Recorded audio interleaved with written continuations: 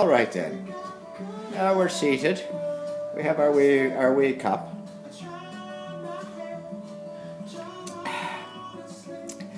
We usually sit down after we pour ourselves our first wee dram to have a look at what we're doing and give a thought or two, because one doesn't want to be overly anxious and to rush things too much. What we're going to be doing is I will initially give you a few pointers. The pointers are going to be on the material you're going to be painting on. As you know, you can paint on many different surfaces: canvas, masonite or hardboard, watercolor paper if one's doing watercolors.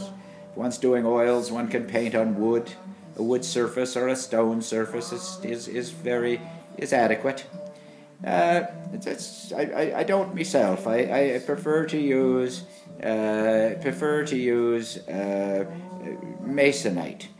I sometimes use canvas because it once in a while the canvas will give you a bit of the spring to your brush, and as you know, sometimes a good bounce, a good spring is good.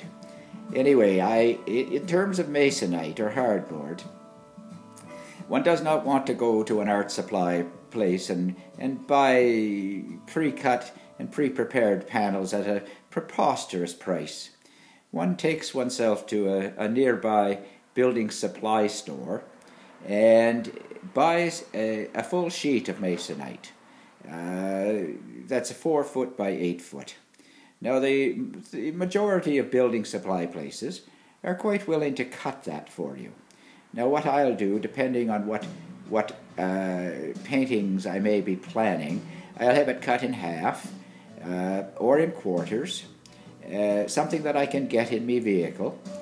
And if you actually know the exact size of the paintings you're planning, then most building supply places will cut it for you. And they will normally cut it free of charge. To mention a couple: Home Depot, Kent, it doesn't really matter.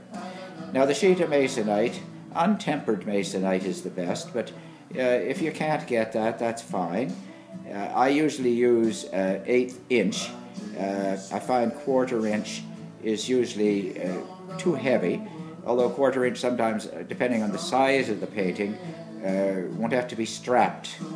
A large painting usually needs to be strapped on the back to be keeping it flat. Anyway, once we've got it cut, we load her in the car or the vehicle, whatever you've got. If you've got a truck, it's much easier, or a hatchback or something that you can put some large sheets in. You bring it back to your studio. There are two ways to proceed next. You can take a large piece and prepare it, or you can cut it into the size of the painting you're going to be doing and prepare it. Now the preparation begins with laying your piece of masonite down on a flat surface, and with a piece of fine grade sandpaper, sanding the surface lightly and being sure to brush off the dust. This gives a bit of a texture to the surface which will allow your preparation to adhere better. Now for preparation, what we're using is a substance called gesso, and I'll be showing you all of this, and I know a lot of you already know this, so a lot of you can just sit back with your wine at this point and listen and sip along with me. We sip.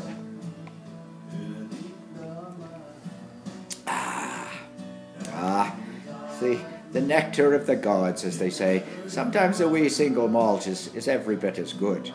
Or a wee bit of beer. It doesn't, like I said, it doesn't have to be wine. The pickled painter is quite versatile that way. Anyway, now back to the paneling. Once you've got your panel sanded, you get your jar of gesso. It comes in various sized jars. It even comes in squirt jars, which are actually not too bad if you're doing small panels. Anyway, you open whatever container it is you've got. You squirt on or pour on a dollop a larger dollop, and I'll be showing you on the next step exactly what I mean and how much.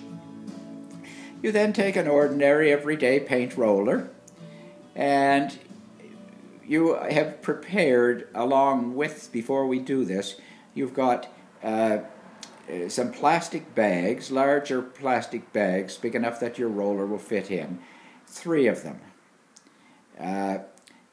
You then take a tea towel or any sort of a medium to small size towel, something that will wrap around the normal roller size.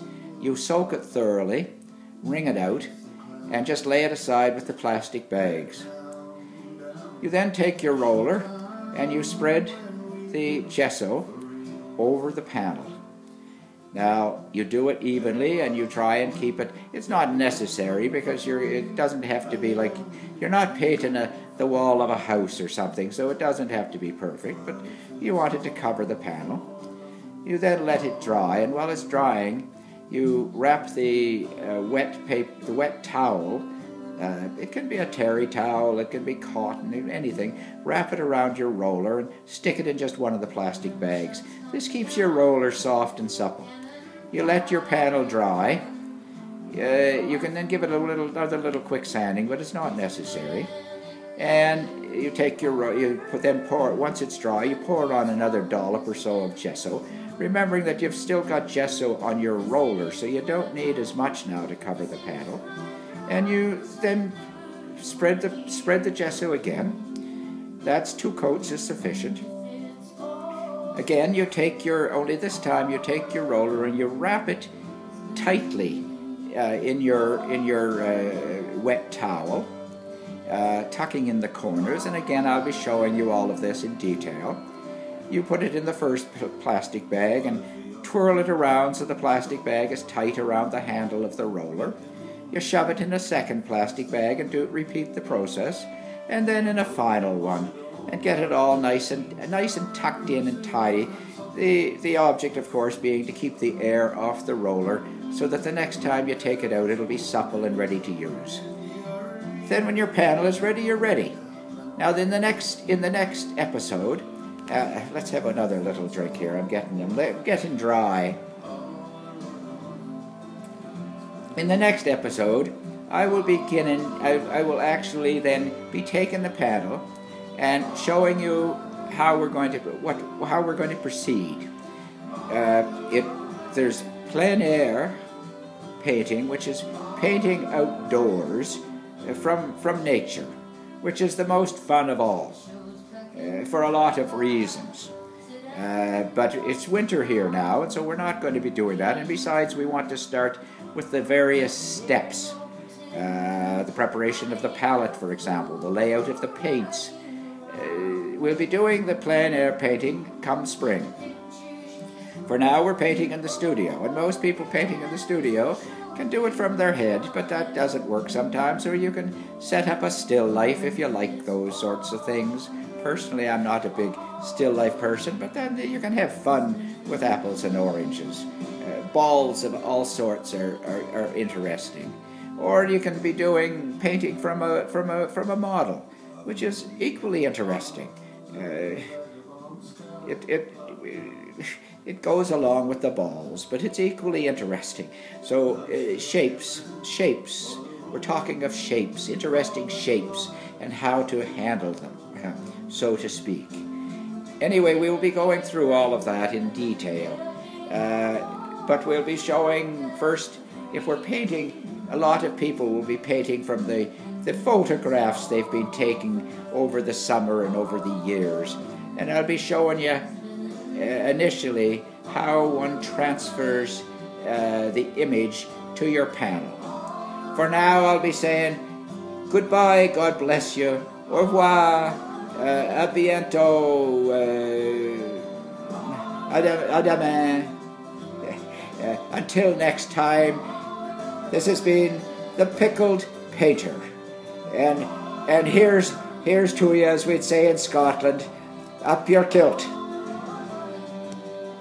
Cut.